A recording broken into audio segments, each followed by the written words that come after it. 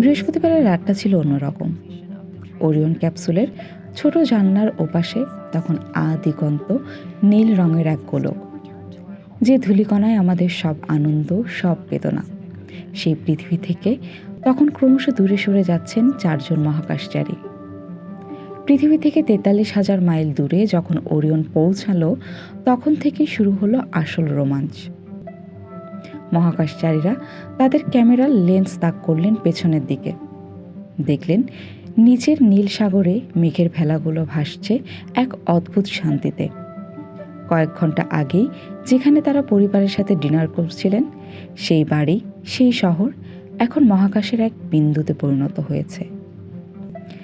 ক্যামেরার লেন্স পরীক্ষা করতে গিয়ে তারা বারবার ফিরে দেখছিলেন সেই চিরচেনা পৃথিবীকে। পৃথিবীর মায়া কাটিয়ে চাঁদের দিকে ধাবিত হওয়ার এই মুহূর্তটি ছিল একাধারে আনন্দ আর কিছুটা বিষণ্ণতার।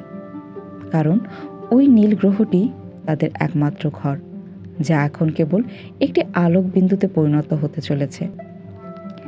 1970 সালের অ্যাপোলো 13-এর মহাকাশচারীরা শেষবার এই দূরত্ব থেকে পৃথিবীকে দেখেছিলেন। দীর্ঘ 56 বছর পর আর্টেমিস 2-এর ক্রুরা সেই রেকর্ড ভাঙতে চলেছেন। রোববার যখন তারা চাঁদের অভিকর্ষ বলের মধ্যে ঢুকে পড়বেন, তখন পৃথিবী হয়ে যাবে এক নিঃসঙ্গ নক্ষত্রের মতো। আমরা যখন পৃথিবীর বুকে নিজের সীমানা নিয়ে লড়ছি, তখন ওই 4 জন মহাকাশচারী দেখছেন এক সীমাহীন অখণ্ড সুন্দর গ্রহকে। তারা এগিয়ে যাচ্ছেন চাঁদের দিকে, কিন্তু তাদের মন পড়ে আছে ওই নীল ধূলিকণায়। আর্টেমিস 2-এর এই যাত্রা কেবল চাঁদে যাওয়া নয়, বরং আয়নার মতো দূর থেকে নিজেকে আরও একবার চেনার নাম। আমাদের পৃথিবী, আমাদের ঘর।